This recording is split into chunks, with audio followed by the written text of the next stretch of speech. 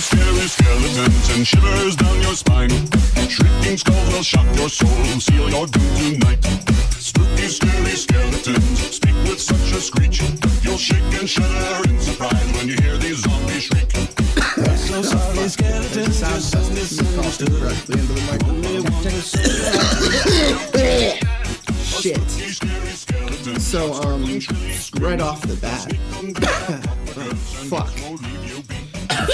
The thing I need to say first about this here episode here, this is 74. This here episode here, its purpose, and I know, you're looking at the title, and you see the title of this episode, and you're like, wait, there was a part 3, there was an ending to that story? Here's a fun fact. I don't do any fucking research, we just read the stories. So I didn't know that there was a whole nother ending written by the same guy, told from another person's perspective. This isn't the first time this has happened on the podcast. This has happened at least 2 other times where we found out we were missing a whole part of a story. And we came back episodes later and decided that was the appropriate time to read it. Nice. Is there any reason you're eating your Oreo like Canigulus? I don't know. It's like funfetti ice cream, and I'm just licking it like an ice cream cone. Yeah, You're really it's good not, at licking. It's not weird at all. Is that how you make your money? Yeah, Is that new job you told me about? Yeah. Where I scan items. He means his tongue. There's so many at once. All these sales. Oh. So, here with me, even though he wasn't here for parts 1 or 2, Franz McBoohoo. You know what 3 means? This is 3. Yeah, exactly. You know what that means? First is the worst, second is the best, 1, 2, third buckle is my the shoe. one with the treasure chest. If Bill finds treasure, In fact, his whole chest You- cavity you has sleep been outside. removed. It's gonna be His whole ass. cavity's been removed, and it's No. just a treasure chest in replaced. stop So it. like Kung And of Pao, course, so instead of the meat plug, the it's other the person, chest. the other person I'm here with is, of course, Tenron and I, back from parts 1 and 2. Wouldn't be able to read it without him. A pleasure. And just so the audience knows, That was my Christoph Waltz impression. oh, Yeah. it was pretty good. It was Thank pretty you good. very much. Yeah, you definitely need to end your vowels very precisely and accentuate them. He's brilliant. He's fantastic. He's the sole reason I'm thinking of seeing that Alita Battle Angel movie. Just because I Yeah. love him so much. And it's Robert Rodriguez, I'm pretty sure, so I mean it's probably gonna look nice. The action's probably gonna be good. Yeah, I have no idea about that manga, but I saw Christoph Yeah. Waltz in the trailer. I'm like, I think it was early 90s. So when we were super young, it was a really popular manga. It was probably around the same time as Astro Boy and shit. Anyway, so the first thing we could talk about is the fact that we are back here continuing this story out of nowhere. From what little you know about it, Tenron, where do you think this is gonna go? well, this is part 3, and Yeah, but it's a part 3 told by... Bill's perspective. So we know that much from the title. It'll go pretty much where it has gone, in part 1. Do you think it'll start back that early? Well, maybe not. Maybe after. What about earlier? Maybe it'll start when Ira was shot. But there's also some time. I don't know if there's another fucking story out there, but if you listened to Whistlers or the Whistler episodes we did, 59 and 60, then you know that the story kind of starts, and the story starts with Ruth explaining what situation they're in, and that's 2 people in their group are already dead, not including the helicopter pilot who also died landing the helicopter, but then they lost 2 of their friends, a male professor of some sort and a woman named Lillian, I think. Yeah.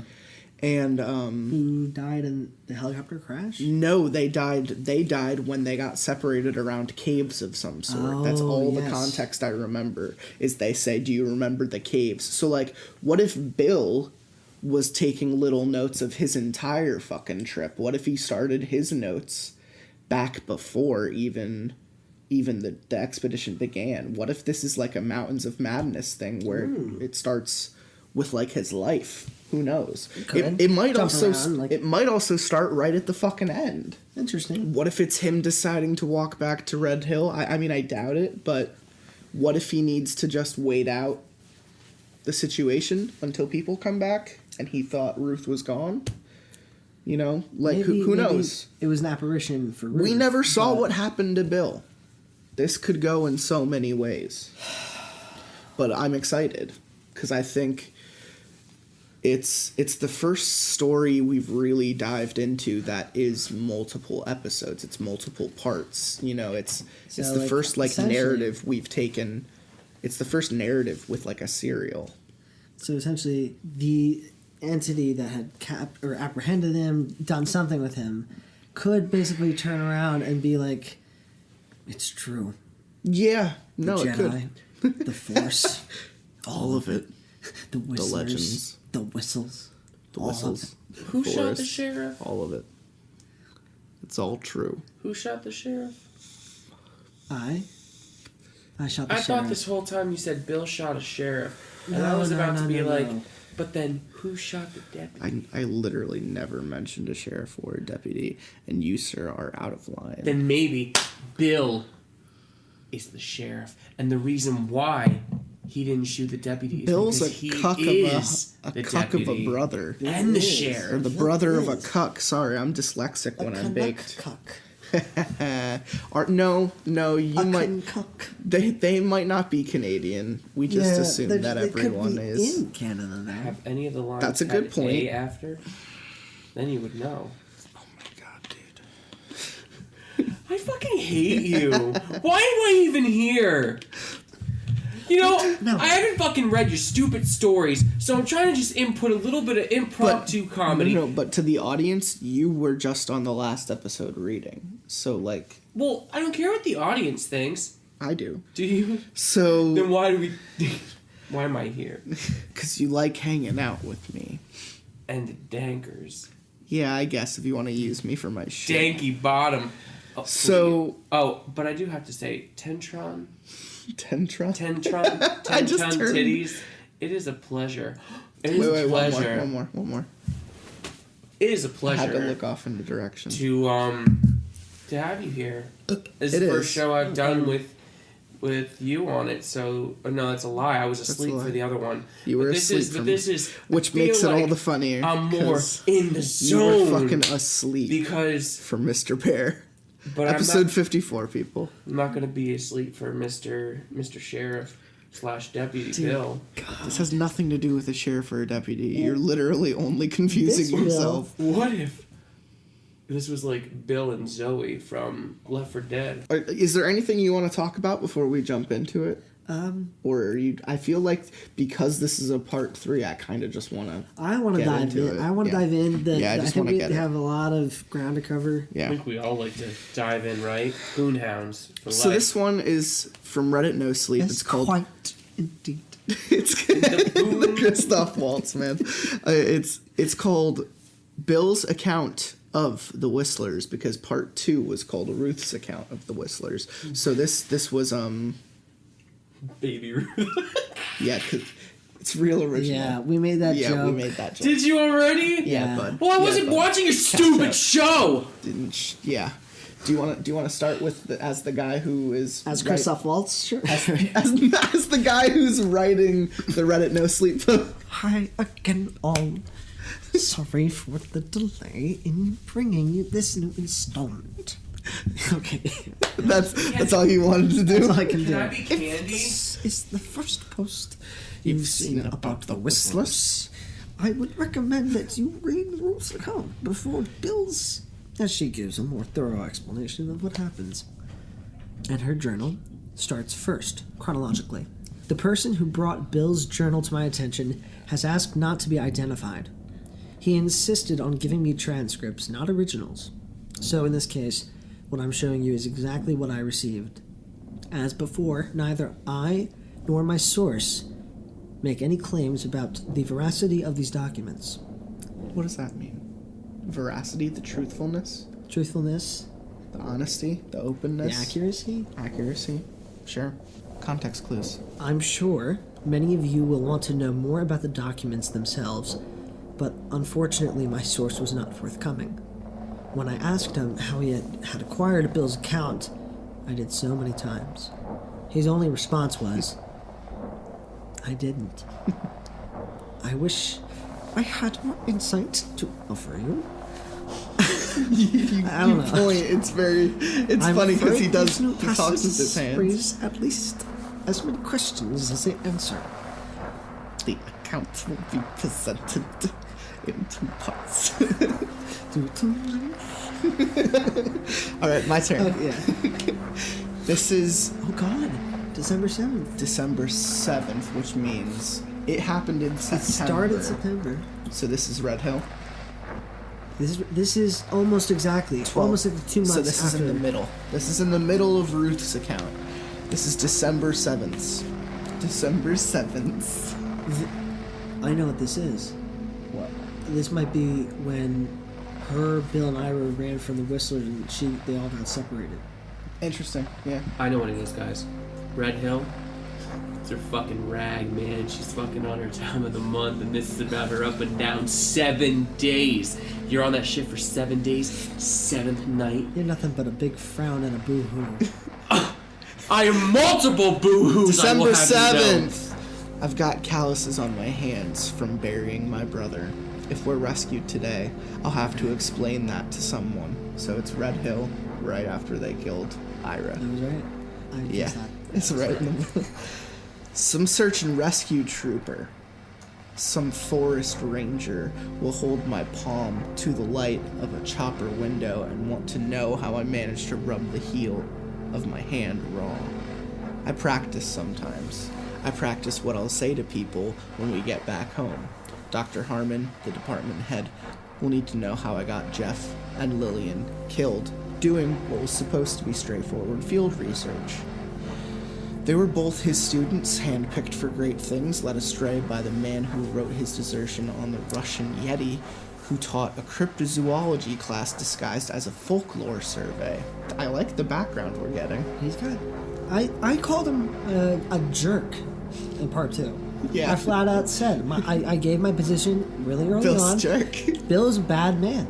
That's Yeah. what I said. Yeah, he's pretty much. But- Yeah, he's not the best. Great. This is very, I think, pertinent Yeah. for today. I mean, we are now seeing the other perspective as best we can. Well, first person. I agree. Now that we're at least seeing the other side, and well, you know, maybe Donald Trump isn't that bad. I fucking hate you. As long as he protects my straight white male privilege, that's all I care about. I got bumped off the. I started reading like Tommy Wiseau. Alright, I got bumped off the tenure track for that. Harmon talked over me in meetings like I wasn't there. Ruth was on the floor with Ira for days after he died. Wouldn't speak. She was holding his dead fingers and fussing to wash all the blood away, crying soundlessly with her mouth open, more like a wheeze. I had to do something, so I picked up her journal, flipped through, all the way back to the night in the dark, the full moon rising and Ira down in a hole. She isn't documenting the Whistlers anymore. I'll see her in the corner by the stove sometimes with her notebook open and the pen just hovering over a page, not actually making words. She's thin as a scarecrow now and her lips are cracking. I wonder about the things that she doesn't write down. There are entire days she didn't see fit to make note of. Then there are other things, little details that I don't remember at all, things I don't remember saying. This is the whole problem with the work we do. Incompleteness, hearsay. 2 tonight to the north for about an hour after sunset. They separated, seemed to be approaching the lodge from either end of town, then abruptly moved farther away. Nothing concrete but the tracks outside and the marks on Ira. They don't seem willing to bother us inside, but we know that's temporary. They took Sam, the helicopter pilot, right out of the lighthouse kitchen. Something broke the window above the sink. It was pitch black and he yowled like a cat. Ira had the rifle ready. It was dark and rainy and he aimed for the pilot, for the back of the head. Wow. Still no reception. You listen to static long enough and it starts to sound like something. So we keep the lounge radio off. Food running low. December 8th. Mom will be at the airport when we're rescued. She'll ask about Ira before she asks about me. I'll have that hanging over me for the rest of my life. Ugh, like Faramir. Yeah. Shit. That's a good analogy. Boromir. Yeah. Oh, no! He died a warrior. Anyway, Faramir reference. That the wrong brother made it out of the wilderness. Cain and Abel. Also a very good comparison. You can never go wrong. You can never go wrong with the Bible. That's good. Cain and Abel. But he was the marked one. I can already see the disappointment in her eyes, hear the weepy sighing. I'm sorry he's dead. Not as sorry as I should be. He didn't scream the way Jeff did, didn't scratch and bite like Lillian. He just stared up at me through the blue darkness. Stared as if to concede that the order of things didn't matter, that it could be either of us in the hole, and the outcome would stay the same. The day we're rescued, I'll have to find some way to keep the truth under wraps. Those eyes. Ruth isn't on her feet yet. When I got back from scavenging today, she was at the freezer door again crying. There's a woman in there, Chef. Dead. She's all the evidence we have about what happened at Red Hill. Not enough. We should dig a second grave, but the ground is even harder now. Our bodies are broken. Little wounds, cuts and scrapes, twisted joints and tight muscles. Nothing gets a chance to heal. It's just pain on top of pain and hunger beneath it all. I went back through the houses today, looking for anything we can use. Remember, he would just leave. Yeah. She did write about that. That's true. Pointless to write an inventory down. Nobody had supplies to overwinter in Red Hill. Seems even the chef was planning to head south once the winter came in. 3, maybe 4 whistlers around tonight, very distant, north of us.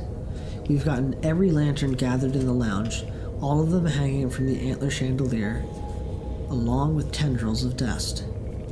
It's bright enough to read by, almost enough to feel truly safe.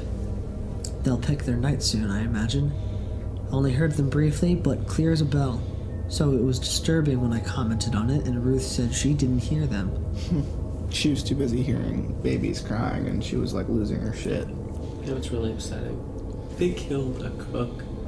There was a No, female... the cook was locked in a freezer, and she just died. Okay, so she starved. There was a woman doing her job in the kitchen, and she was killed. They tell women to stay in the kitchen so they don't get killed. Frowns. I'm touched. I know, right? It took me a little while. She was making the sandwiches and she got fucked. I agree. My God, am I blind? Have I not seen the truth? God damn I didn't see the sandwiches. You are so loud. And my nips are so hard.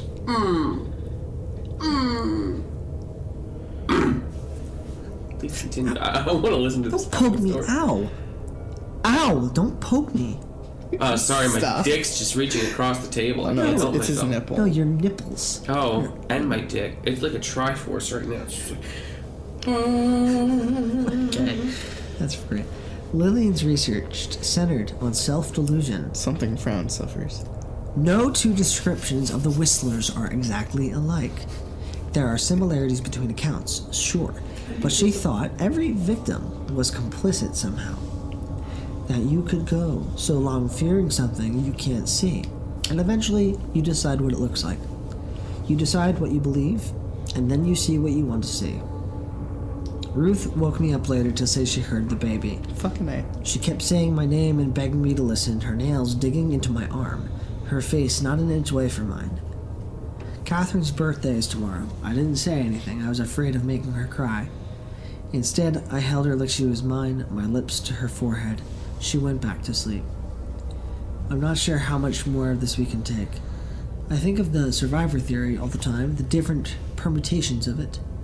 If I shoot myself, will they leave Ruth alone? I remembered Kirker Farley, the first trapper I ever interviewed, said the whistling stopped altogether once his last companion was dead. Said he walked out of the woods unmolested and found help.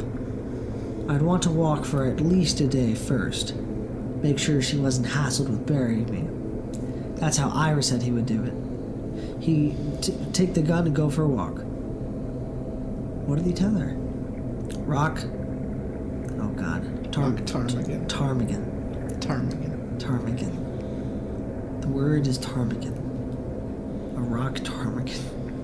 He was never supposed to come back that day. I guess he never really did. No, I can see the logic say the words, but I can't do it. Ira wasn't the only coward in these woods. So Ira was trying to kill himself? Maybe. So that she would be left alone? He was considering it like Because then Luke considering to kill Ben. Ira would know that Bill would then kill himself to leave her by herself to be safe to leave to go get help. Yeah. Ira could have been looking for a way out when he got taken.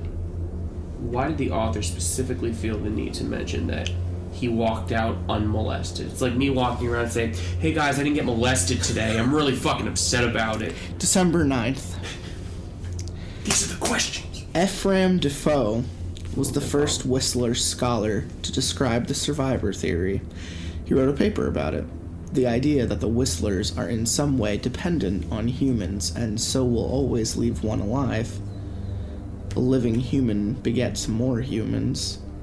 A survivor tells a story, excites curiosity, leads to more expeditions, more idiots in the woods.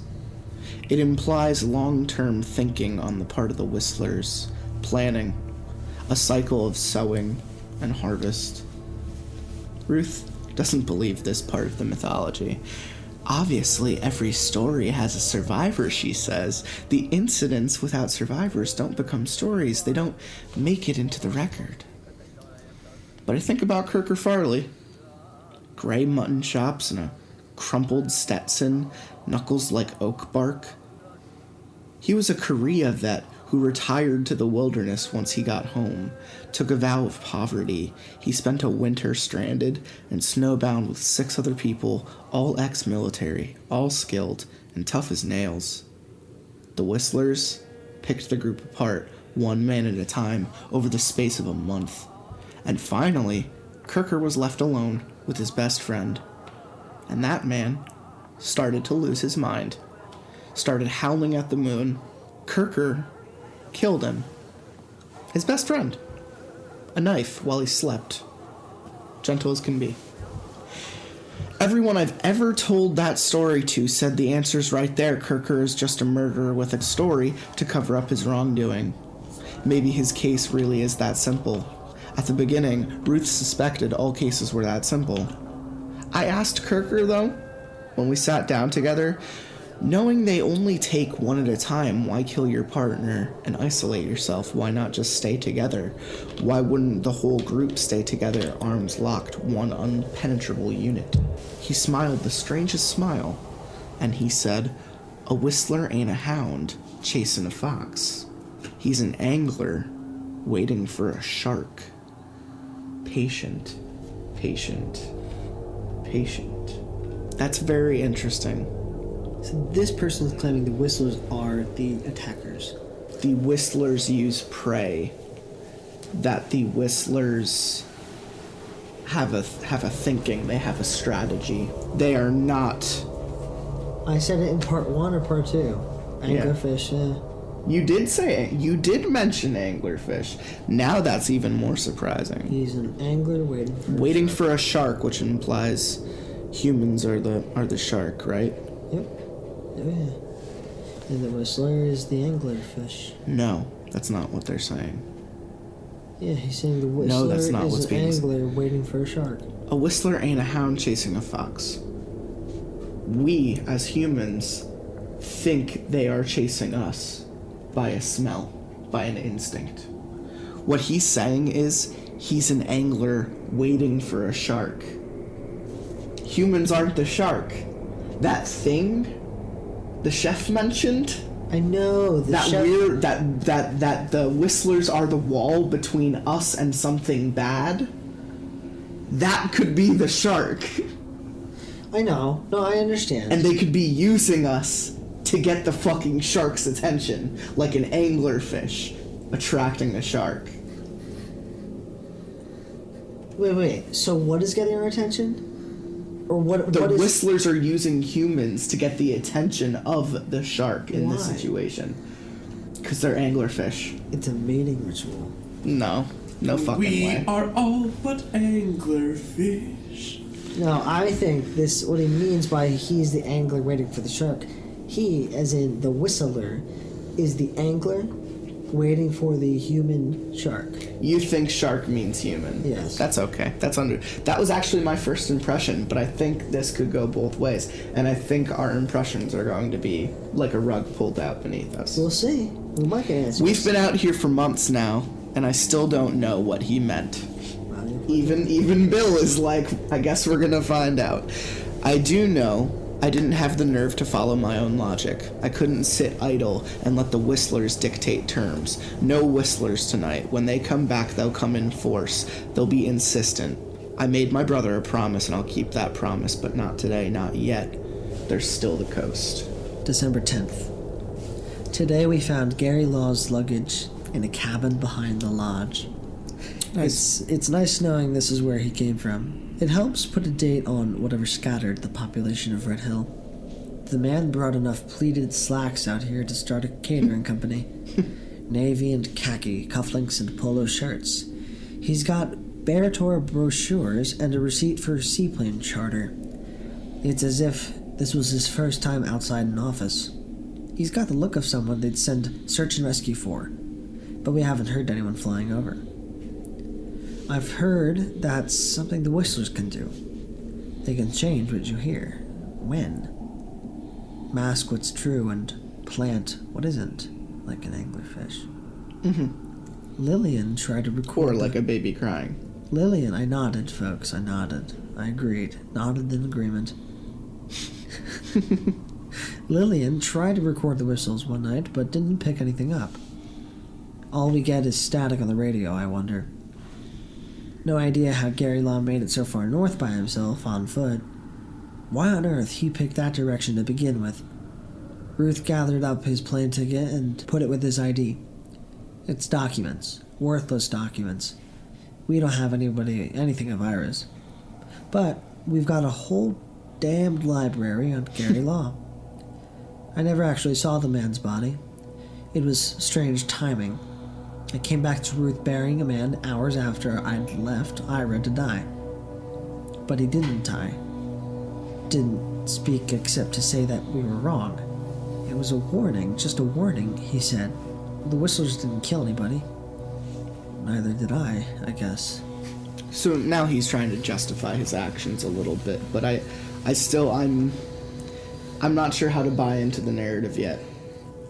Because it could go two ways. It could go the way, the monster way, which is just naturally the whistlers are the bad guys, the humans are the victims. Yep. Or it could go the Lovecraft way, and it could be whistlers are a malevolent force to be reckoned with, but they're also protecting us from something bigger, essentially. Yeah. December 11th. There's a book in the lounge on traps and snares. I know exactly 2 traps from Scouts. The one where you make something heavy fall on your prey, a dreadfall, and the one where you funnel your prey down into a hole. They've each got their drawbacks. There are knots and nooses in the book, diagrams for cornering bigger game. Ira was a damned Eagle Scout. Ruth likes to remind me of the things he knew that we're both useless for. Today I left her washing the bed sheets in water so hot it turned her arms red. She saw a tick on the carpet, she said. I probably brought it in on my socks, I couldn't help. But I get the feeling she doesn't want me around the lodge. There was good rope in the Jeep. I made 3 different leg snares and 1 neck snare that I don't have high hopes for. The book's got instructions for small elk, boar, bear, and porcupine. I'd be glad to have any of those for dinner, but what I'm more interested in is what might happen if a whistler stumbles across a trap, or what they might do to a tethered animal in distress. The academic part of me hasn't frozen to death yet, unlike Ruth. I haven't forgotten why I'm here.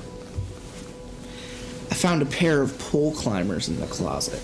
I stopped halfway up a mossy spruce and watched the forest for a good long time once the snares were set. I picked a little clearing where the ground is spongy, not a quarter mile behind the houses across from the lodge, but well hidden. Half the noises of the woods come from the trees themselves, creaking and swaying and whispering like they do.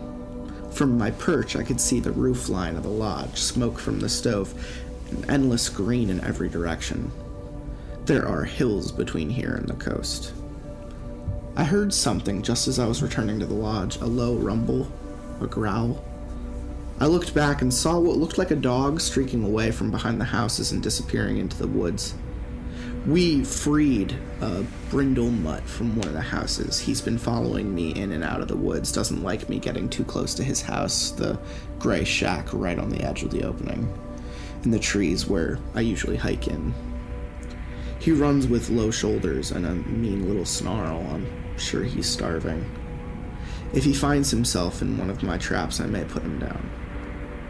If I brought him home, Ruth would want to feed him, name him, and I can't afford that. After dark, there had to be 20 whistlers around the lodge. It was deafening, the sound of them, and all the direction of that gap between the houses, the place where the forest opens up where I set my snares. I didn't tell Ruth this. Maybe it occurred to her anyway, that their activity might have something to do with my time alone out there. I piled wood into the stove and made her put on a pair of socks. She's been biting her nails down to nothing and talking in her sleep. I listened to her through the night, and I don't sleep much myself. December 12th. Ruth isn't eating. She thinks I don't know how little food there is, thinks I don't notice her pretending to chew an empty spoonful of that yellowish fruit cocktail. When she's rescued, people at work will make a fuss over how thin she is, how hard her arms and legs are now. It sickens me the way we take our bodies for granted, the way we would sit at desks and count calories and deny ourselves a beer after work. Damn, I'd like a beer tonight. I said it to Ruth just now. She's between me and the stove, braiding her damp hair. She laughed a little. She's pitying me, my lack of imagination, maybe. Or maybe she's hoping I won't ask for the other thing I want. Checked the snares today. Caught some kind of fox, dispatched it with Ruth's hatchet. It was gamey and tough as shoe leather, but we ate it anyway, chewed like jackals till our jaws were sore. There's plenty of salt and pepper, which didn't help as much as you'd think. Nothing in the other traps. The next snare looked disturbed, but the wind might have pulled it off the branches. Hard to tell. Ruth keeps telling me to take it easy, rest in bed, get off my bad leg. I can't bring myself to tell her that keeping still sounds like a death sentence to me. If she had her way, we'd curl up under the blankets together and wait for spring. Spring would come, but we wouldn't see it. The only way any of this matters is if Ruth makes it out alive. When she sees me going to the front door, she asks me to stay where she can see me, stay within shouting distance. I cross the lounge to give her a kiss before I go, but there's no give, no return. She's my sister when she chooses to be. When they come to rescue her, that's what she'll say. That I was her brother-in-law, that I looked after her, that I was a decent help to her in Ira's absence, that I tried. I like that he's losing it a little bit, even though he kind of mocked that behavior in the beginning. Yeah. December 13th. It's hours after dark. I just made it back. Ruth saw me limping and chewed me out. Says I'm walking too far, putting too much weight on my bad leg too soon. She doesn't know what I do all day. She assumes I'm still going through houses, finding matchbooks and hard candies, lost behind sofa cushions. I'm trying to finish it, but I didn't even get the damn noose around my neck. Impossible to reach a good branch on these evergreens. It had to be high up so they could see me, so she could see me, so she'd know it was over. It's how we did Jeff. Ira and I took him hunting, tied him to a tree, waited until we heard them closing in, until his screams were drowned out by the whistling. And the other thing, the screeching and deep growling and the snapping of bones. So they killed Jeff. They used Jeff. Is the Whistler madness? What about this area? What if it's like a fucking Bermuda Triangle? It just makes people go fucking nuts. That'd be an incredible, quote-unquote, beast. They are doing crazy shit in the mid. They are killing people to get a look at the Whistlers. You know, I want to go on I'll look at just a little small tangent. Yeah, You know Mass Effect 3? absolutely. And the famous theory that I'd like to support is that Shepard had been gradually becoming indoctrinated by the Reapers, and that the choices at the ending are appearing in a opposite fashion. The Paragon option would be to let the Reapers live. And the bad option was killing them. Killing everything. But if you were to suppose that Shepard had been indoctrinated, or close to the point, then actually the good thing is to kill the Reapers, because the Reapers are the end-all be-all. So the child entity was a manifestation of Harbinger indoctrinating Shepard. Sure. No, it's a good theory. I always thought it was kind of off, personally. But I also think that the end somehow justifies like the 3 games, because it takes that control and that fate out of your hands. Just for once, like the video game has to be a video game, and it decides to be a video game at that moment. I appreciated the ending of that. I never hated it. I just thought it was, They expanded. they could have done something. They could have done something, and they chose not to, and that's okay. You played when it was expanded, right? Yeah, I played everything. Yeah. There were some good romance scenes in that bit too. And it was a very good job. It was a good game. But ultimately, what I am trying to say is that maybe the Whistlers are just, maybe it's a noise that drives them fucking insane, and everyone just thinks it's a monster, but it's something else. The Whistlers, the Whistlers are the Reaper form of the Ardat Yachi. I like how you just keep going back to it. But think about it. You're gonna put up a picture of an Ardat Yachi Reaper form on the video right here when it's being said. I don't put up any pictures on the. It's not a video. It's the podcast just on right. YouTube. Yes. You're correct.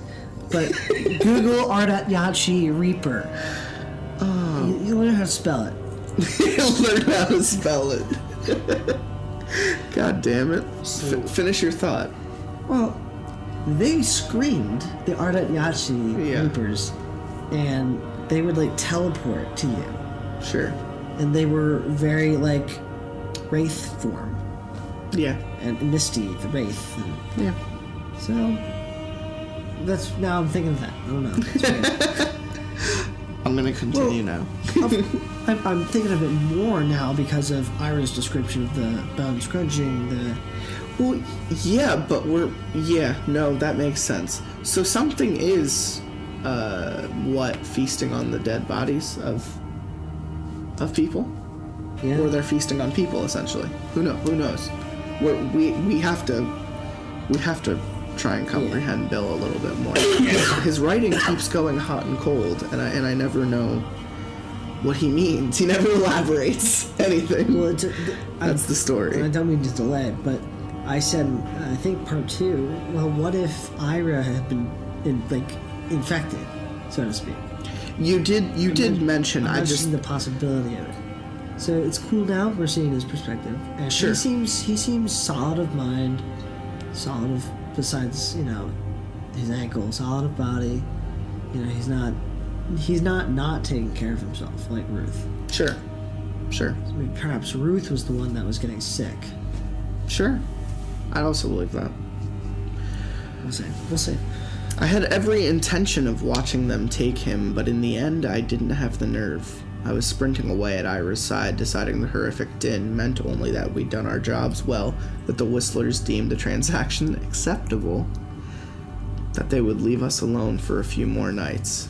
Fuck, so they just legit sacrificed someone to the Whistlers to have some more time. Get back in the bad category, Bill. We got back to camp and told Lillian we saw the Whistlers attack him, and she believed us because they were silent for a long time after that, almost 2 weeks. Ira didn't know the stories well, but he was convinced it was the right thing. The lighthouse keeper was certifiable, but he pointed out, rightly, that the only way to survive the Whistlers is to play by their rules. They take one at a time, he said, the night the chopper crashed. We were all around him, his hearth, nodding. We all knew it was true. They take one at a time and they leave one alive. That one alive was going to be Ruth. We agreed, Ira and I, whispered the plan together. It had been years since we'd agreed about anything, but our decision about Ruth was mutual and urgent. He didn't hate me for loving her then. He needed my help.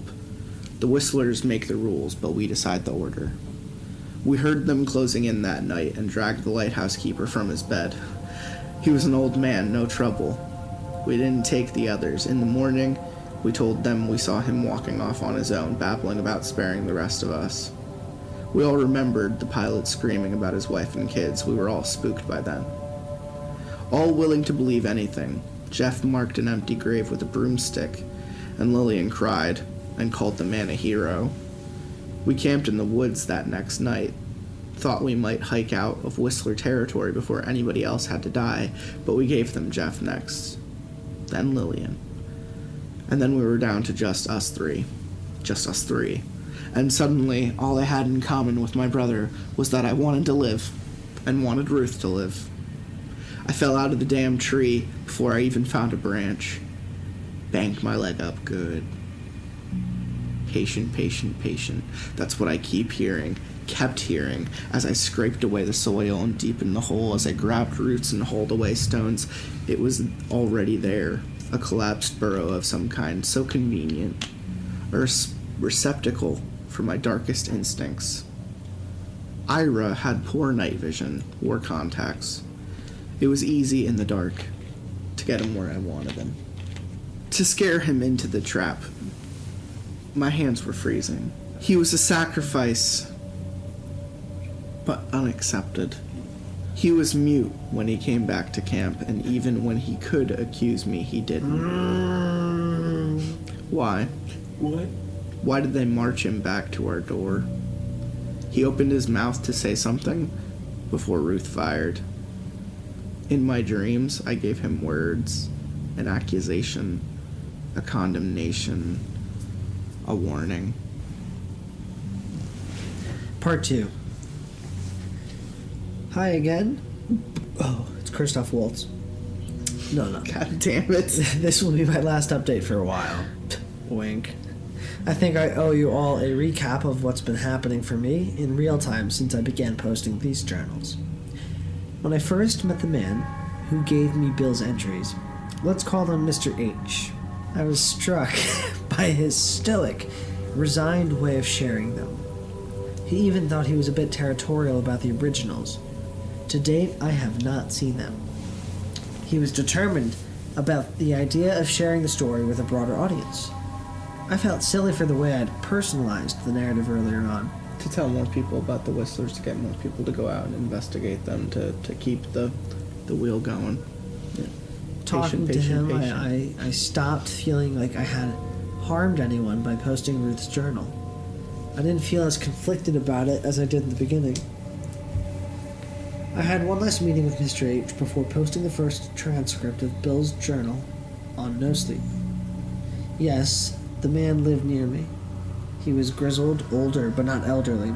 Used a wheelchair, but could walk short distances. Sounds like Bill. I found his company a little frightening at first.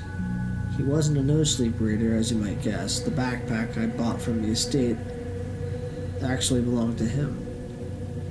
He was a family friend of the grandmother who died, and she had been keeping a handful of his old things in storage. The granddaughter sold his belongings without realizing what she was doing. I returned the backpack and Ruth's pages to him, though he wouldn't tell me how he came by them or why he'd given them to the grandmother for safekeeping. This was on Sunday before I posted the first half of his transcripts. It seemed like the right thing to do. Yesterday, I went back to Mr. H's house. I went to ask if I could take some final pictures of both of the journals together and the backpack. I know I told you I wasn't interested in proving anything, but it seemed the final record would be more complete if I could offer at least one photo that encapsulated all of the material. Even comparing the age and the color of the paper would be edifying. When I arrived, there was no answer at the door. It was unlocked, though. We live in a small town. I knocked loudly before letting myself in. I found him in his living room, hanging from a beam, a toppled stepladder on the floor. I'm in tears as I write this. I had never seen a dead body before. Reading about the horrors Ruth and Bill faced, I think none of it was real to me until now. I don't know what he did with the two journals and the backpack. I didn't see them in his house while I waited for the police to arrive. Do I suspect that Mr. H is Bill? A few of you have implied as much, but I'm afraid I can't answer the question now. I never asked him point blank. All I can do is leave you with Bill's version of events. We begin on 14th of December, the morning after Bill attempted suicide in the woods beyond the lodge. The idea of an arbitrary provider of shit who then kills himself upon inspection, it sounds too neat to be Bill. It sounds too cookie cutter. This is the Whistlers. I don't know. We'll see. Yeah. December 14th. I've talked to a few eyewitnesses over the years who swear whistlers look just like people. A little paler, maybe, dead behind the eyes. I spoke to an old woman. I spoke to an old woman, Wilma Darren, a goat herder, who said they can look however they want to look, like a goose, or a sheep, or a human being. It's when they open their mouths that you hear the truth, and then they change back to their natural form. She wouldn't describe what that was. She was convinced she'd seen one walking across her field one night all alone, looking like a young man with torn clothes. She brought him inside, fed him dinner, and he didn't speak a word to her.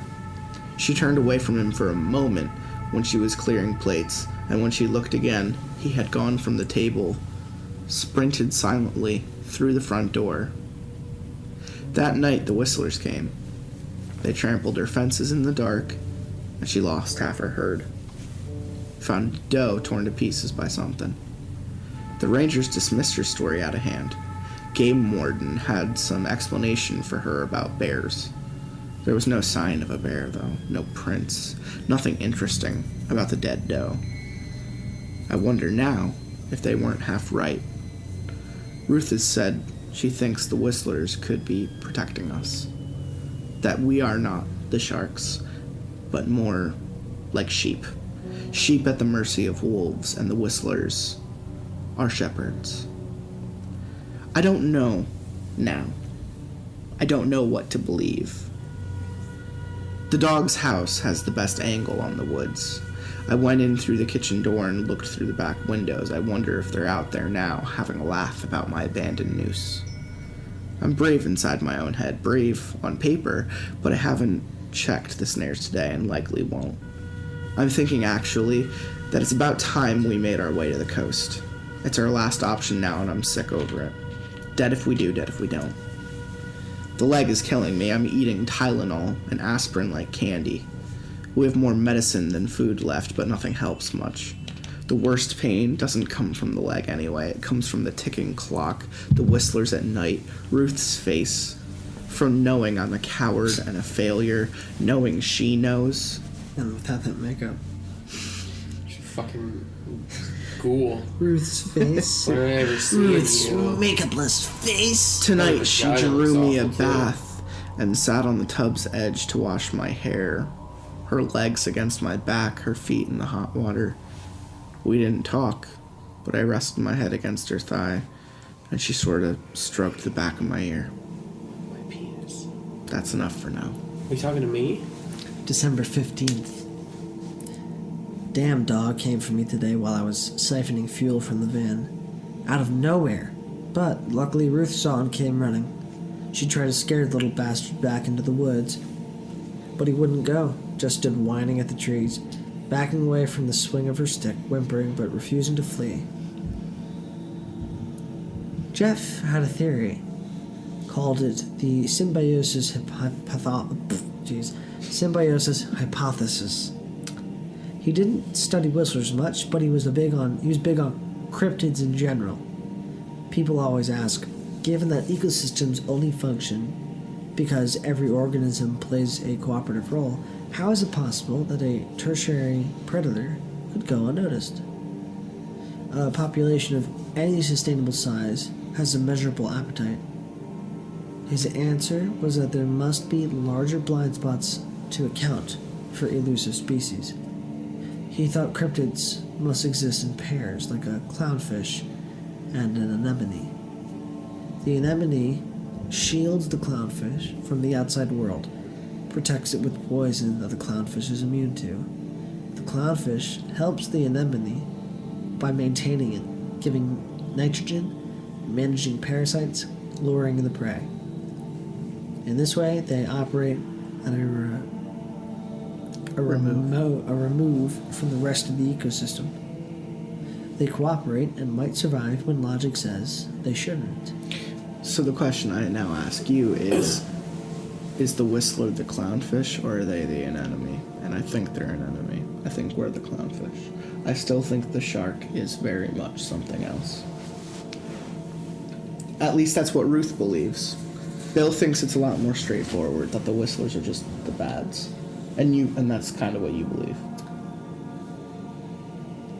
That they're just the bads. Face value, whistlers are the They're either this is either one entity doing both the angling and the apprehending.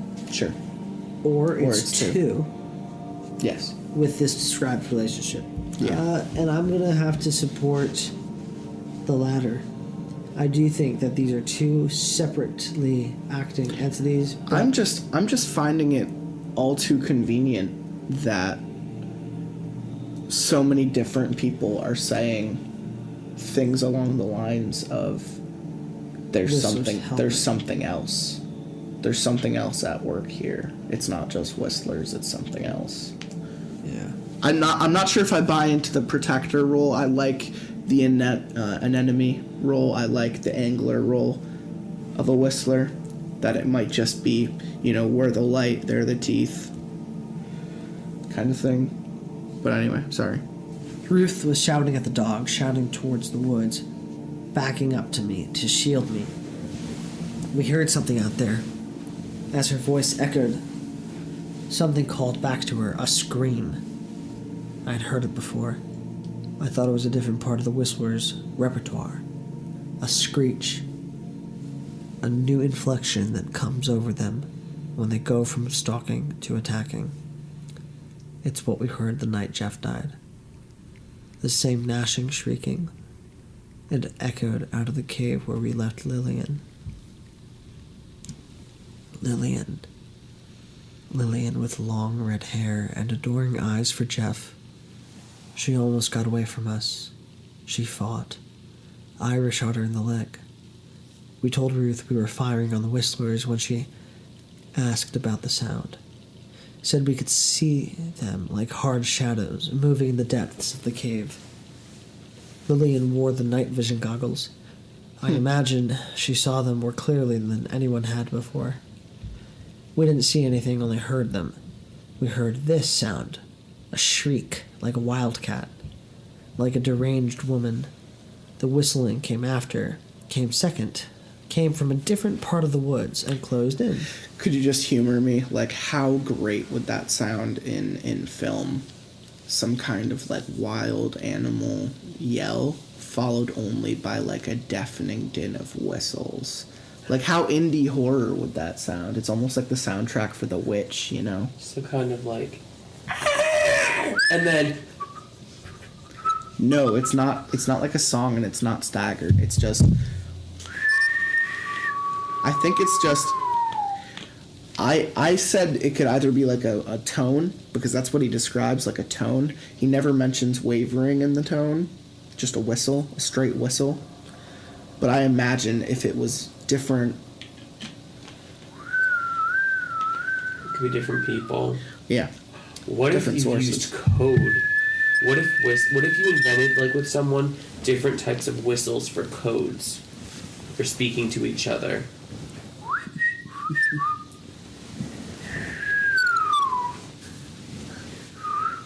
Can you read the whistling came after? The whistling came after, came second, came from a different part of the woods and closed in.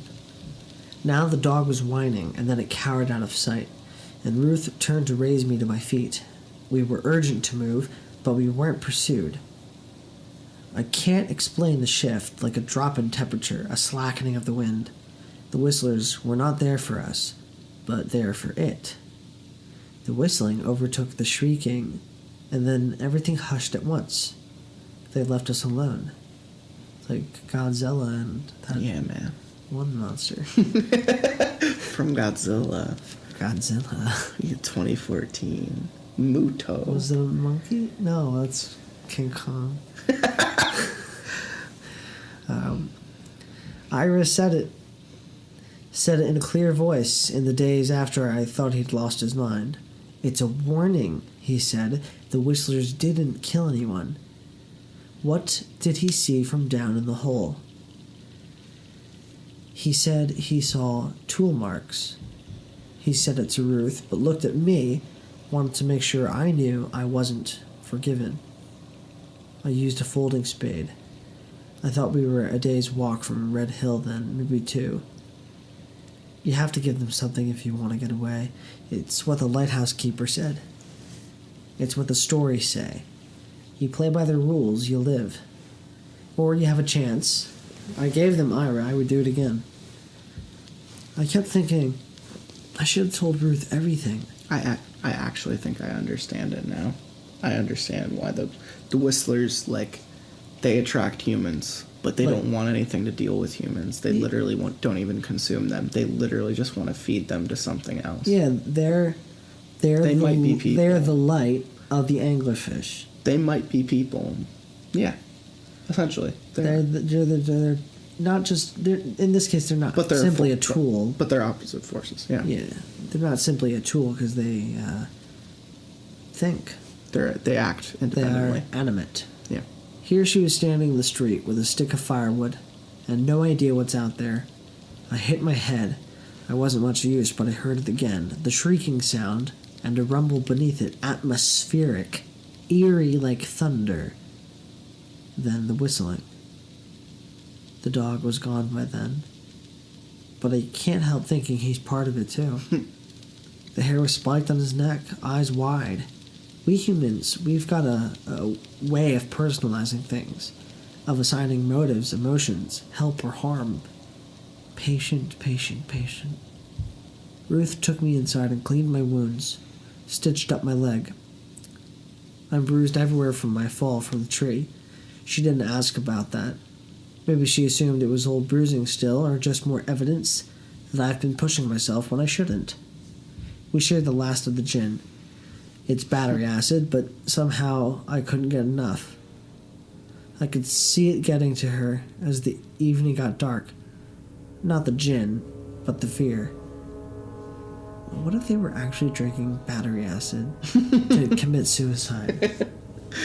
I took that literally for a second. Yeah, it was battery acid. We were gonna die. I couldn't get enough of it. Because we're going to hell. I forgot that you were there for that, too. The screech we heard, the anxiety in the dog's eyes, the feeling that the longer we're out here, the less we know. A very final sort of despair, like she might collapse and never get back up again, even after everything we've done. I couldn't have that, so I rose and took her in my arms and held her, and when I realized there was no way to tell her it would be alright, I kissed her and she let me.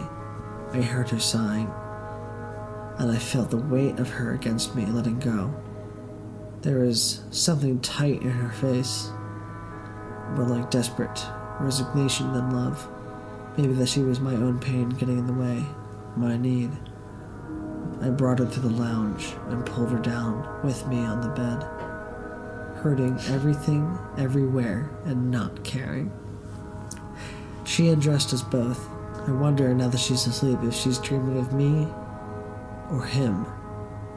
Look at Tenron's tits! You keep taking off your shirt more and more as the story goes on. By the time it's over, you're gonna be naked. You're gonna be exactly. To be honest, my stomach is protruding. I might be the first case of actual male pregnancy, and you can assume that gender, folks. Just say the last line for me. It's funny, I'm not afraid of death tonight. 'Cause I got laid. 'Cause that's the thing. You have sex. Opio. Okay, stop it. You're not even wearing the shirt. I can speak now?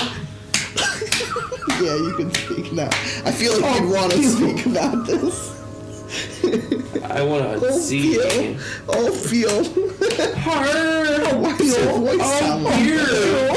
She sounds like a.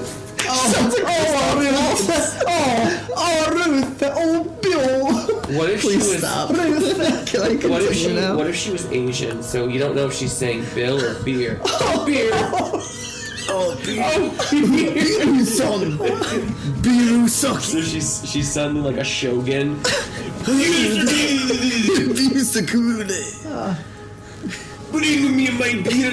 December 16th, a day I will not soon forget. Thank you, Star Wars: The Last Jedi. The Last Jedi. I'm gonna get Ruth to the coast. To the coast. I decided this morning. Red Hill is a death trap. Slow or fast, we'll die here if we stay here, and we have the Jeep. Maybe we'll go fast enough that the screeching thing won't follow us. Maybe the Whistlers will close in on it once we're gone. They'll kill it. That's what Ruth thinks. She thinks it's a monster. Something old and unspeakable. Something the people of this region have been conflating with the Whistlers since time immemorial. She thinks the Whistlers are on our side, that they're keeping it at bay. Time is a factor. My leg is in bad shape. The bite needs antibiotics, and we don't have them. She tried to get me to stay in bed, but I won't. There's too much work to do. I got the fuel and gear loaded in the Jeep. Then in mid-afternoon, I decided to walk back out towards the snares. I heard her yelling for me to not go too far, but she doesn't understand. I can hear the Whistlers all the time now. It's not just at night, and it isn't just when they're putting on a show. I can hear them talking through the day, hear their conversations out under the trees. They get clearer and clearer every minute. Soon I think the whistling tones might turn into words, something I can parse. It's a relief to be inside my brother's mind like this. Ira wasn't afraid of them. That night it hailed. I have nightmares about that night. They marked him out for understanding. And now they've marked me, and I'm grateful. They'll leave Ruth alone. I went back out to the snares because I was ready, at last, to give them their opportunity. I'm limping. Easy pickings if I'm wrong. I went as far as the hanging tree and got the pistol ready. Hope feels like madness. I want to see them.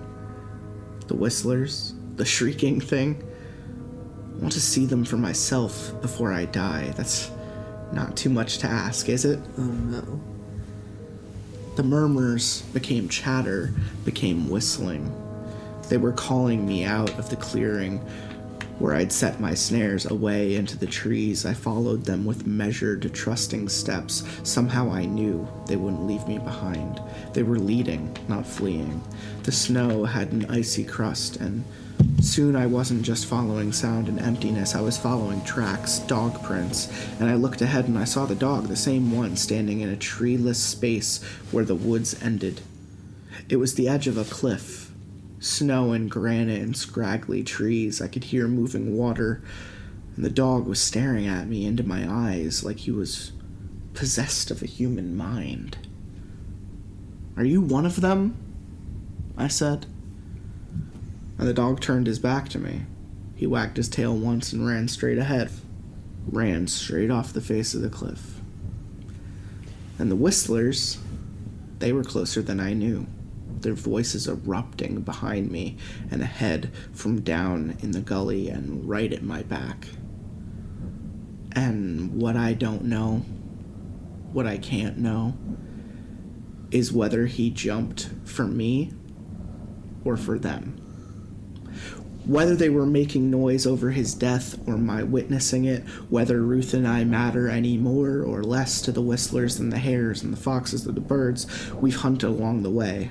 I walked to the cliff's edge as a matter of reflex. It was a very long way down. A sheer granite face with icy lines of runoff. I didn't see the dog. I saw cars. A dozen, maybe fewer, cars and trucks driven clear off this cliff face, crashed and mangled, blackened where they'd burned. It happened before we reached Red Hill, but not long before. It was a graveyard. A fresh one. Here lies the whole population of Red Hill, a sign might as well say. It's one thing to be backed against an edge. It's another thing to drive clear off. There weren't many bodies in view, but the ones I could see were removed from vehicles. Thrown, dragged, it's hard to say. Ruth got a paper published in a good journal a few years ago on the subject of mass hysteria. When a group of people panics all at once, they become like a single organism. They might see things that were never there, remember events that never occurred. Everybody defers to the loudest voice, and suddenly the whole herd is spiraling to some terrible end at once. There's a Whistler story that takes place after a shipwreck. 20 people get stuck together on the same beach. It was a fishing boat, so they're orderly people. They've got hierarchy, everyone's got a job, but they realize there are whistlers near, and the captain starts telling them stories from when he was a boy.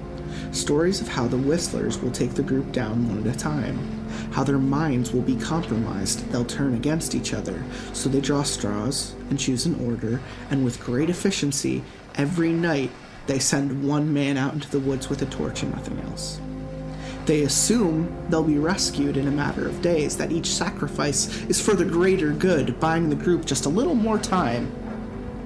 The chosen man never comes back, and the group never gets attacked by the whistlers. Confirmation bias, Ruth said. The rescue boat never comes, and they continue in this way until the captain is the only man standing. It happened like clockwork. Each man thinking his sacrifice was keeping the others safe, that it was all a matter of practicality and fairness, and maybe that their own strength would keep them alive. When it was their turn in the wild, who knows what they saw in the darkness? Maybe the whistlers called them onward, showed them paradise. Maybe the people who drove off this cliff saw a road, a neat suspension bridge. Something happens in the mind. Ruth hears her baby at night. The captain did the talk show circuit for a few years, then killed himself. Ruth says this is the most damning part. The captain knew it was just a story. He knew the whistlers weren't real. A little sleight of hand. He picked the order. I picked the order.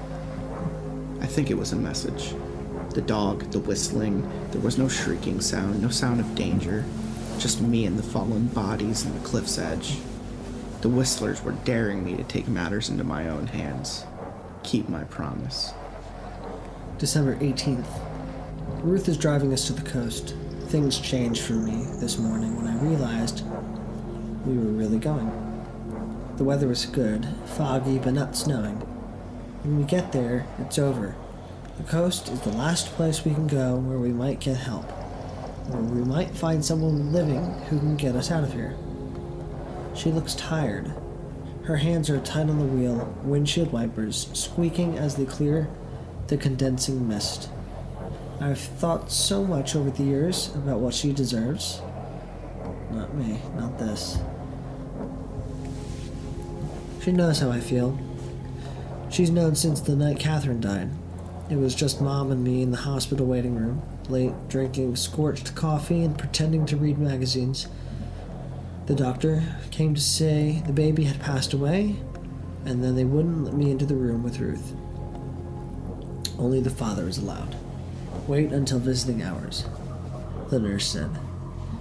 I raged at the woman with her pinned back hair and sickly pink scrubs. Mom kept asking what had gotten into me. I told the truth. I broke down crying and said I was in love with Ira's wife. I didn't realize until that moment that I was jealous of him. Jealous and angry. He was the only person allowed in that room with her. And he wasn't there. He vanished to Tuscaloosa or something, or somewhere to listen to drug rep lectures about catheters. Catheters. It's catheters. Too chicken shit to be a man when it mattered. Right up until the end. I told that nurse I was the father. Ira Douglas Gadiger, I said, poking my finger into her clipboard. We all knew I was lying, but Ruth said to let me in. It was so late at night I held her in the hospital bed with all the tape and the gauze and an IV in her arm. Catherine came by emergency C-section, so it was a double trauma. She was stuck in a recovery bed for Catherine's entire week of life, and there was so little I could do. Maybe I was taking advantage. I don't know. My mom looked in on us that night, saw us. She'll have her own ideas about this once Ruth is rescued. She'll be fascinated to know why I let my brother die. The drive was short. I closed my eyes against the window and opened them, and we'd arrived. Gray sand and the pale sun in the sky, an icy dock. There's a boathouse, a shack, and enough trash in the bushes to say people have been here, but not recently. Not since the corruption came to Red Hill. The corruption, that's what Kirker called it, as he told me in the story. As he told me the story. It was a separate thing, something the Whistlers brought with them. A corruption in the hearts of men. Was he talking about fear? The ordinary fear of the unknown and what it does to a person? Ruth saw me crying and walked out to the dock. She can't look at me. I know she knows how badly I failed. She knows this could be over for her if I was man enough to be steady with the news. No, she doesn't know. Doesn't accept me to be the one who dies. Doesn't know what I've done to keep us safe for this long. She's a good woman, virtuous like the long-suffering mother in a fairy tale. If I told her the truth, we'd have an argument about whether it was necessary. Whether I am not just as bad as whatever lurks under the trees. I might be. I have my reasons. But now she's run out of hope and doesn't think either of us will make it out alive. She turned her face into the wind, sharp, and started walking up the beach. Do you hear that? She said. I listened. It was faint, but there. Whistlers. Whistlers coming for me, the man who picks the prey. But they didn't want Ira, didn't take him. Or they took his mind, but not his body. What about Lillian? What about Jeff? What was really happening beneath all that screaming? Don't go, Ruth, I said. She was walking up the sand, going to where she could see across the beach. But she wasn't hearing Whistlers. She was hearing the baby again. I don't remember Catherine crying. She was too small, too weak, didn't have time. There's a boat, Ruth said, looking winded, maybe happy. It was something to do, an option to try. I told her I couldn't go back to Red Hill. I intended that she should go back, keep warm, wait for the rescue. She could make it once I was gone. In any of the stories, she wouldn't make it. But we dragged ourselves toward the boat on the unforgiving coastline. The sand became craggy basalt, became forest, weedy and thorny and near impenetrable. She clambered onward almost like an animal, on all fours up. Boulders, always moving forward, always toward the boat. And every step brought us closer to the whistlers. I could hear them growing louder, hiding in the trees. Dozens, at least. The hollow, howling. But everything else too, the clicking of teeth, the shifting of weight. No. They know the way. She's gonna jump, my brothers. Do not jump, my queen. Yeah, man. Fuck off. You're gonna fucking jump off that I will jump cliff, first, my man. Why are you Jamaican? It's Uganda, you fuck. Cool. Where is that? You do not know the way. Boy, Africa. like Lion King. Africa, you cunt. My name Please keep is reading. General Butt Fucking Naked. Because when I kill you, I'll be butt fucking naked. Please continue. And every step brought us closer to the whistlers. I could hear them growing louder, hiding in the trees. Dozens, at least. The hollow howling, but everything else too. The clicking of teeth, the shifting of weight. Yes, there are bodies beneath the voices. A strange corporeality, something I may never succeed in defining. We stood at the edge of the shallow, gently lapping water. Suddenly, she was an expert on boats and tides. It was Sounds like my mom. Sounds like she needs to get back in the kitchen. Suddenly, she was an expert on boats and tides. It was a mistake. It was a mistake coming so far. The boat was a weathered shell of itself, flimsy, and with tattered sails and frayed lines. It wouldn't take her as far as she needed to go. But she insisted. She said she didn't hear the whistlers. She heard the baby and Ira. Ira singing, a phrase so foreign I can't even imagine it. She heard them behind her on the boat, calling her to the false safety of the water. All I could hear was ahead of us in the woods. I heard whistlers and their waiting jaws. I heard the danger that they were protecting her from. And it occurred to me that maybe the whistlers were offering another bargain. Put Ruth on the boat, let her go. They were offering me a chance to die on my feet, pistol in hand. Yes, I was willing. I was willing if it meant somehow that Ruth would be safe. I told her to get on the boat, moved like I was right behind her, stopped, and turned. I walked up the beach toward the whistlers, toward the edge of the trees where they hid, where they called for me. And soon Ruth saw what I'd done. She saw I didn't follow her onto the sailboat, that I was away and the tide was rising. While I was facing the whistlers, facing the end, she was screaming over the whistlers so she could hear them now. She was screaming behind me, screaming about something I should see. Run, Bill, can't you see it? I saw it, the dog. Gray and brown, sharp, forward ears, dappled dark on the sides. I fell to my knees thinking like a fool that I had them figured out. I was supposed to follow the dog, I thought. Supposed to give myself up, so I did. My legs weren't working, and I crawled over sharp stone and weedy gravel. I stared the dog in the eye. It was silent, like Wilma Darren's young man. A whistler, I decided. Shade of the woods, they're called, further north. A whistler in the shape of a dog. It was coming toward me tentatively. I heard Ruth's voice, a complaint high in her throat, harsh. My name, screaming my name. But the whistlers drowned her out. Their voices rose to screeching to a din, and they descended on the dog right in front of my eyes. The dog was not a dog, not a whistler, something else. Something that died with a moan like an earthquake.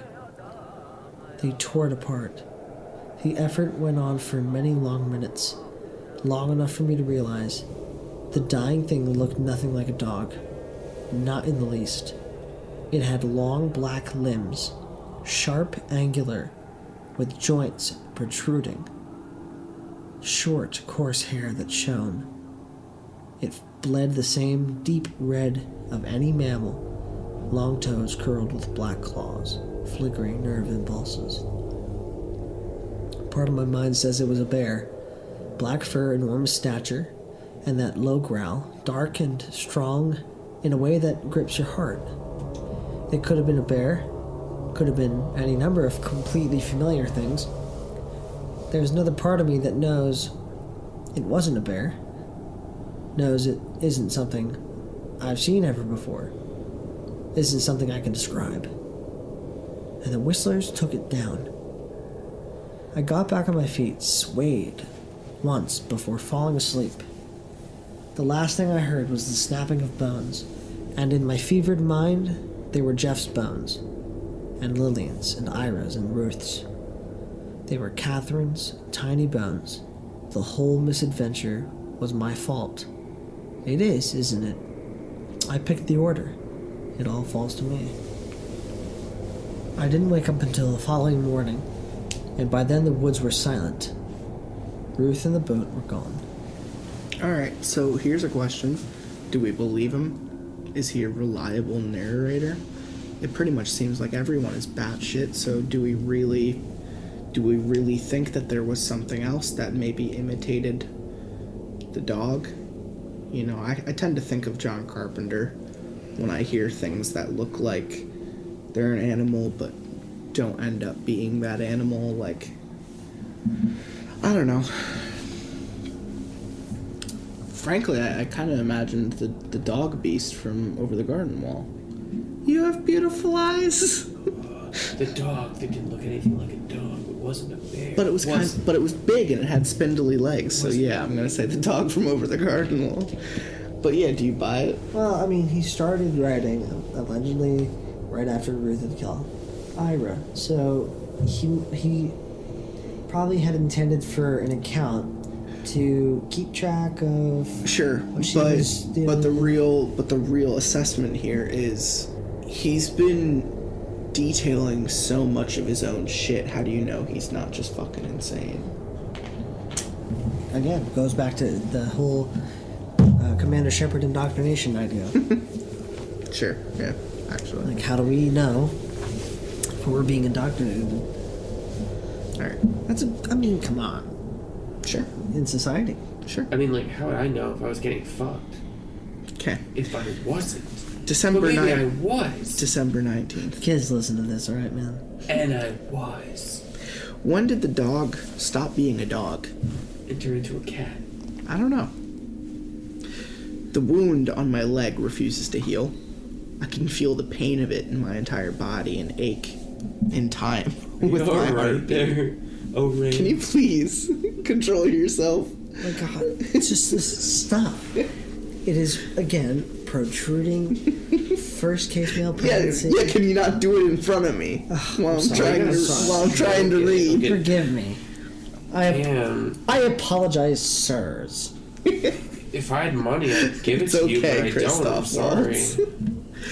Wilma wouldn't tell me what the Whistlers really... Please stop. Hey, just being decent, covering it up. Hey, you know, I guess all of our nipples are kind of hard right now. No! This is soft. Absolutely. Wilma wouldn't tell me what the Whistlers really looked like. There's a reason for that. Good reason. They were drawing curtains in our minds. Letting Ruth hear her daughter again, showing me another pitiful creature alone in the woods. I don't know. But I have my suspicions. I think we personalized the story when we shouldn't. They're not protecting us. That much is obvious now. Should have been obvious a long time ago. Anglers, waiting for sharks. Ruth and I, we're not sharks. Patient, patient, patient. We're bait. I see that now. We're bait for something bigger. Is that what they were doing with Ira? Keeping him on the hook? Something took his arm, but the Whistlers kept him on his feet, kept him walking, marked him, and now they've marked me. Put my scent on the wind. Oh my god. Yeah, that makes sense. That's what I was saying. Okay, but yeah, I guess I wasn't understanding what you were saying. He explained it in a much more streamlined way. Yeah. I couldn't walk back to the Jeep tonight. I got halfway, was hobbling. This leg is close to useless. I imagine Ruth's hand on it, telling me to stay awake, to stare down the pain. When I find her, I won't let us be separated again. We'll fight our way back out of this, back to back, keep moving down the coast. If they want one of us, they'll have to take us both. That was her mindset, the right mindset. We're not the prey. I see that now. Human beings are collateral damage. No, I'm not certain. There are too many stories, memories told by people with polluted minds, corrupted. I don't see the boat. No lights or fires. I had to move further inland than I liked to find a trail. She's safe. She has to be. Safe in the boat, in the water. Safe because she's a terrific shot and the toughest person I know. But is her mind safe? Is she safe when she closes her eyes? The whistlers were getting to her, planting lies. I couldn't make a fire, but there's no snow out here under the dense trees, not yet. December 21st. It's been a few days, I think 3 nights, since I saw Ruth.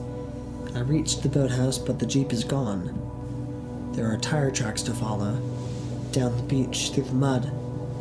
I slept half the day yesterday. The pain is blinding. I was lost in the woods, turned around.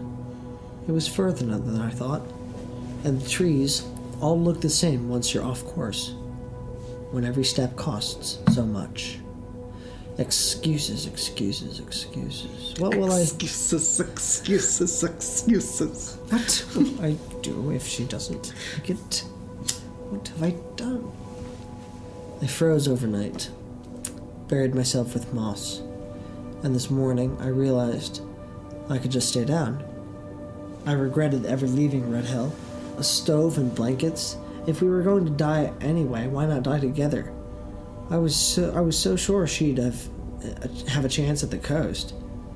When I find her, she'll tell me what an idiot I was.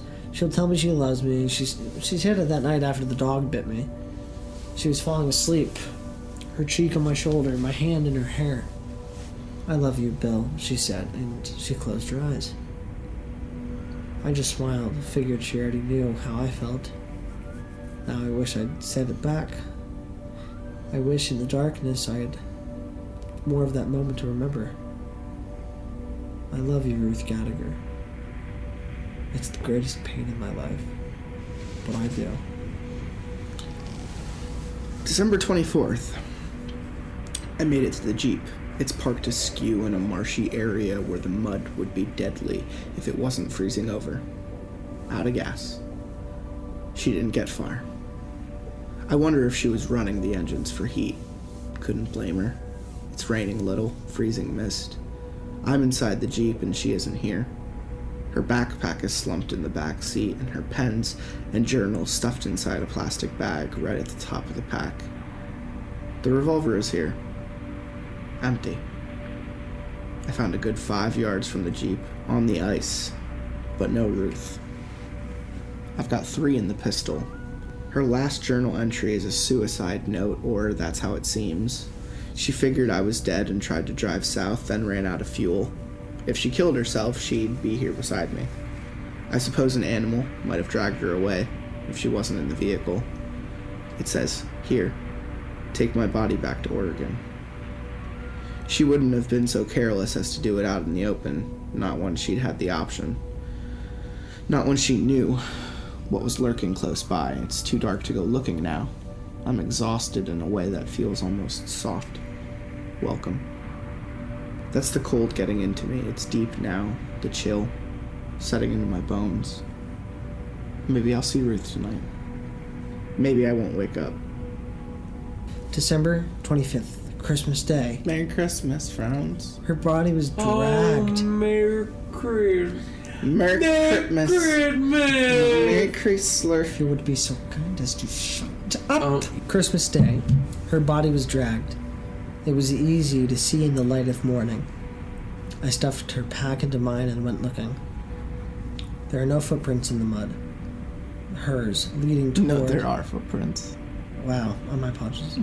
There are footprints in the mud. Hers, leading toward where I found the revolver. No blood on the ice. A disturbance where she might have fallen, and then a smear in the mud where she was taken away. Up across the ice and through gravel, through sand, inland, into the woods again. Yeah, no, that's her body being dragged. That's absolutely not her. She didn't walk off, right? Nah. Maybe she did. She just kind of leaves her journal. I guess we wouldn't know what she did after I that. got knocked out, and then got dragged. I followed the path without weighing the idea first. It seemed to were worth more to them alive. Ira. They kept Ira going for more than a month. He had a rifle the day he saw their true faces, the day the corruption got a hold of him. If I had it finished sooner, time out, I want a time out. The corruption got to him, but that still doesn't explain the arm thing. He had lost an arm. He had already, in a previous paragraph, explained that he thinks the shrieking thing, the dog, got one of their arms, and he managed to get away from it, or they managed to get it away from him, Okay. and they foraged him to keep using him as bait. Okay. So they healed his arm and took care of him to keep him dangling out there like a worm on a hook. Interesting. Yeah, Bill, he said that. If I'd finished it sooner, Ruth would be safe now. She'd be walking south, wouldn't she? Free to go. We're worth too much to them, the Whistlers. Too useful. That's why they never finish us off. A survivor with a good story keeps the cycle going. Keeps the humans coming. Ruth understood that. The mystery is a hunting tactic. Our curiosity is what kills us in the end, and that and our companions. I do think humans are a lemming of a race. We will blindly follow those in charge to our We're deaths. monkeys. We're Absolutely. fish, We're insects, birds. We're all these stupid animals. Orangutans. But we have free will? Give me a fucking break. December 26th. Twice I thought I'd lost the trail, but I didn't. The trail changed. It crossed the road from Red Hill and led through a brushy field, through snow. I almost turned to walk to the lodge. Pros and cons, another day or two of this, and I might drop. But turning away could mean losing the trail. Here in the field, the drag marks turn into footsteps. Uneven, like she's dragging her feet. Bare feet. Her shoes came off along the way. I found them, tied them to my pack. She's a fucking whistler now. Yep. Or she's corrupted, as Ira. If she's walking, maybe she got away. So I'll follow. I won't stop. The tracks are obvious now in the snow.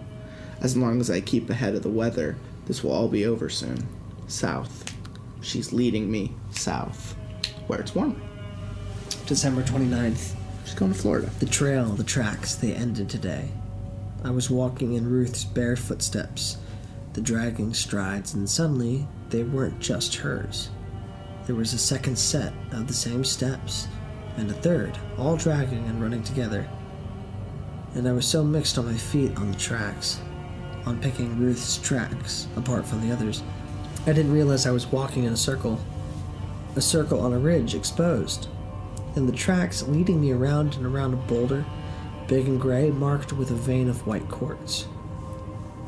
There's no pathway from here, just a continuous loop of footprints.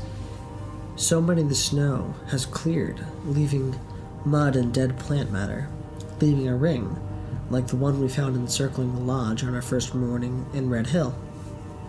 Then my instinct was to flee, to get Ruth the hell out of that ring if I could manage it, or feed myself to the Whistlers, give them what I felt they wanted. Now the circle didn't mean as much to me, or I had no energy for fear. Ruth is walking among the Whistlers. For how long? For however long she could stay on her feet. It's not symbiosis. Whatever it is, it starts in the mind, in the head. Maybe they were all like us once, like Ira and Ruth. Maybe that's why they always let one person go. Teller Rickson, a folklorist, that was his theory. He thought there was no cryptid in the woods, no separate predator species, that the Whistlers themselves were just people corrupted, pushed so far by the harshness of the wilderness that they transformed into something else to survive. Pure need and fear, hunting in a pack. Maybe deep down they have human hearts. Maybe part of them wants to see us survive. Like those Morlocks you talked about in part 1. Time travel. Yeah. Morlocks. I was just mind blown. Yeah. I climbed up onto the boulder, stayed inside the ring. It was late evening, and I figured they'd come for me. Maybe I'd see Ruth among them. That would be worth it. That and the stars. I sat on the boulder and could see it across the valley. The snow and the distant gray ridges. The sky turning purple and the opening eyes of the stars. But the whistlers never spoke up around me. They never came. And the longer I looked, the more I saw across the valley. I saw a hard, unnatural line, a road. And before long there was a light on it. A moving light. Headlights. Winding up a neighboring ridge. And there were other lights, Christmas lights, window lights. The spangled glow of its small town. Another red hill, but this one populated, this one alive. Ruth left me her flint and steel. Paper. I started the fire, and they came for me the next morning. They came for me the way they would have come for Ruth if I hadn't failed. In a chopper, with blankets, with ointment for my cuts, and a splint for my leg. I might lose it, someone said. They'll only take it off at the knee. What happened? The ranger hollered over the chopper blades.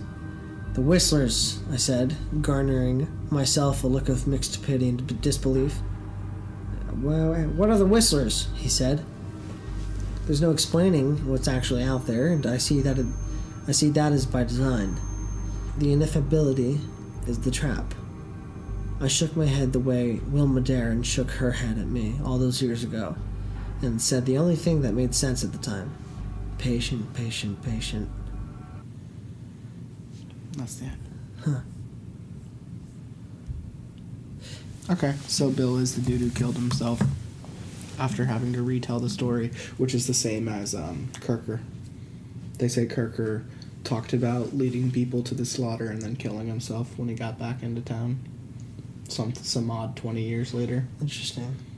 So maybe it's just a fucking line. It's a rinse and repeat. I didn't want to bring it up in the middle of the story because I thought we were going to watch it one day, but I'm not sure.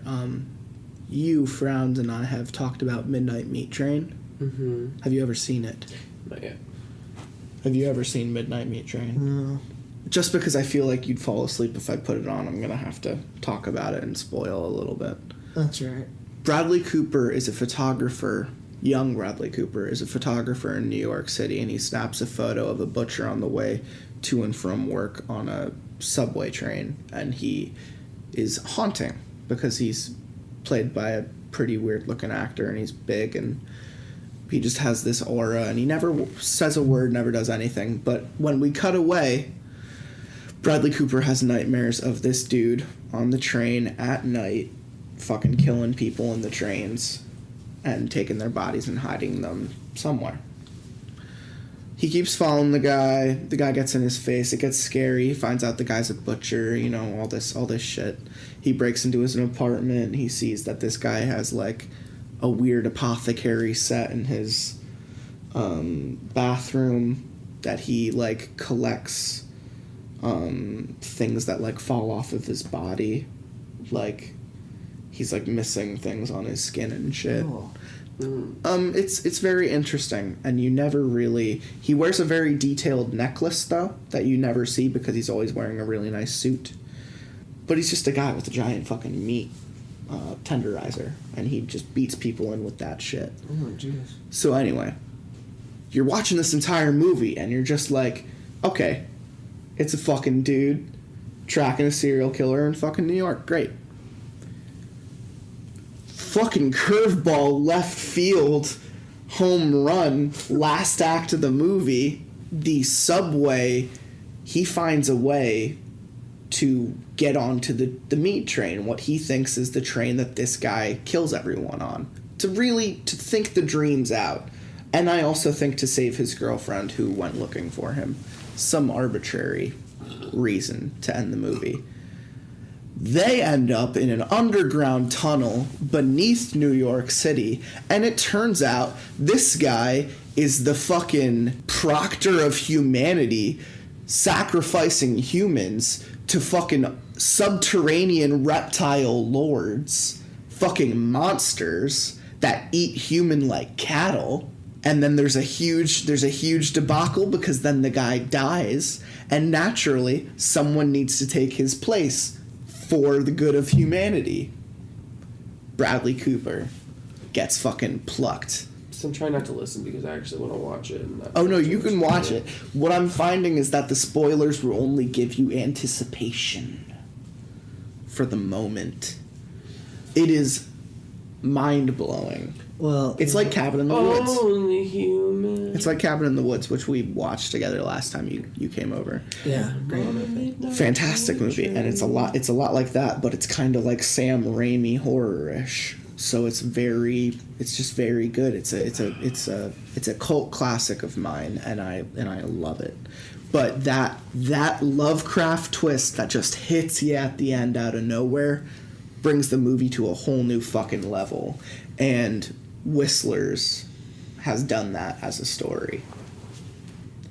This I guess I am comparing this Reddit No Sleep writer to a seminal fiction auteur who will be remembered for the rest of his fucking life. Like Lovecraft will further remain in history, but basically parts 1 and 2 are The Force Awakens, and part 3, Bill's perspective, is certainly not The Last Jedi.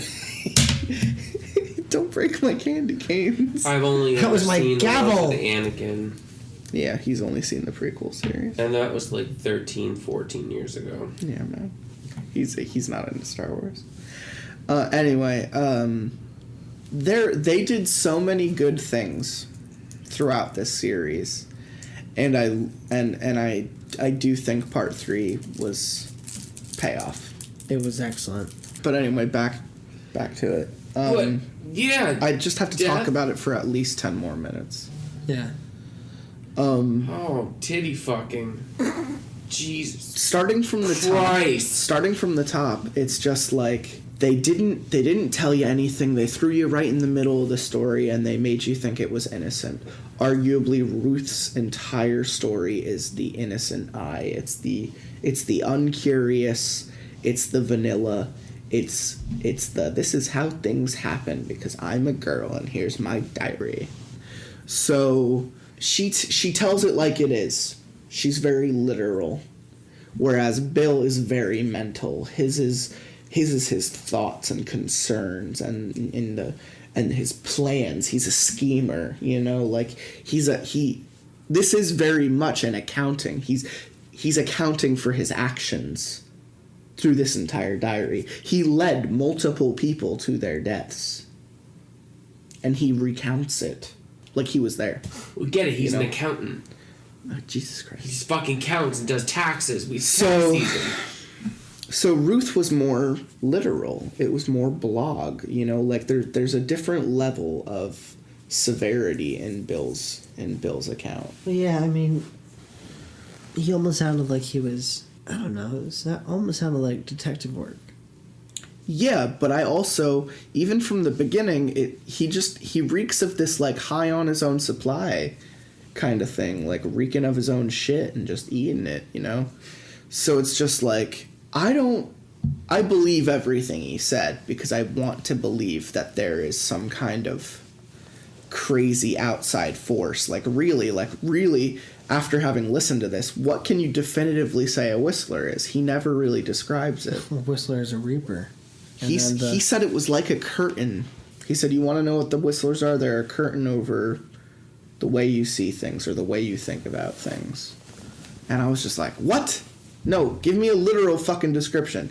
What he described was the thing, the shrieking monster, black dog like long arms, big claws. Yeah, tying in the dog and then it not being the dog, but this weird creature, I thought it was effective. I just like that it kind of gave purpose to the fact the whistlers are assholes. They're not evil. They're just assholes. Yeah. Not outright, at least. But that's really all I have to say about it. Like, I really liked the writing. I liked the characters. They were compelling enough for me. I do think Bill was conniving enough, at least I believe it, that he would take out his brother to be able to spend more time with Ruth and make sure he was the last one with Ruth. He might just be saying that it was their plan, but I guarantee you, like, he even said it. He was like, Ira doesn't want to die just as much as I don't want to die, but I'm also not dying right now, so I'm going to kill Ira. Like, you know, so when Ira came back, like, I kind of saw that coming. The whole, like, yeah, no, I'm already gone. Like, he didn't even try to tell Ruth that, like, his brother tried to kill him and force him out, you know? Like, he was done. He had succumbed. And that's another thing. Does the ending, the many feet, the dragging of feet, the just everything about the feet in the ending section that you read, is that saying that the Whistlers are in fact that last human that goes crazy? Are they humans gone nuts? Yeah, but because he cited that the cryptozoologist at the end too, saying that he just assumes that it's a race of people that just live on a different plane mentally in the wilderness. That'd be way creepier. No, I think ultimately that's what Bill confirmed in this part 3.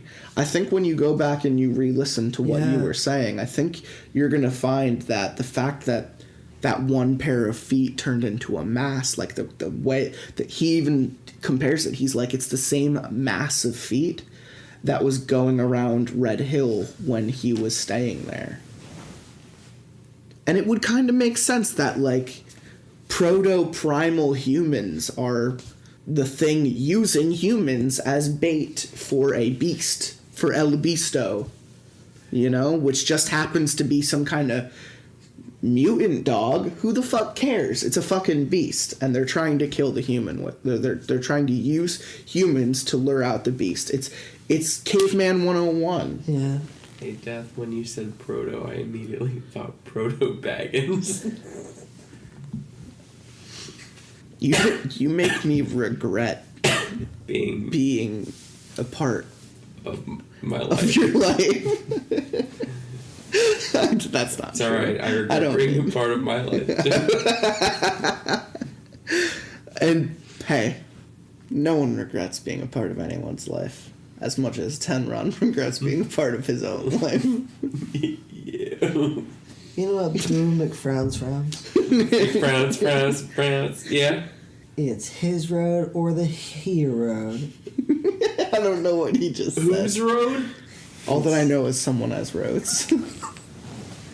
Lots of them. Yo, I got fucking roads right here. Anyway, we can't even joke about that. I totally meant it's his way or the highway. What? It's his Highway? road or dick suck. It's his way. Anyway. Or the highway, but I would want to rhyme with his, so it's his way.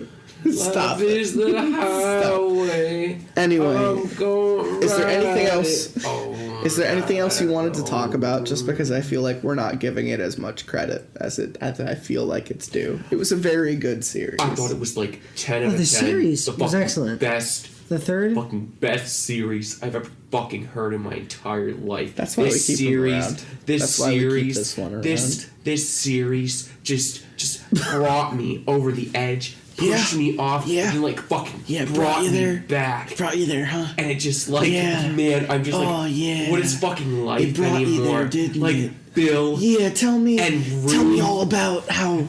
Yeah, and Bill, do more and of it. Ruth, I like it. And Drop, keep going, and it was just and like, all the things. Fucking yeah. I'm just fucking It was all of these things. That's what was going on. That's why we do the podcast, everyone. This is it. That's it. That's the reason the Bill's account of the Whistlers, everyone. Whistlin' Dixie. That's the end. Whistling. That's the end of it. Bill's dick.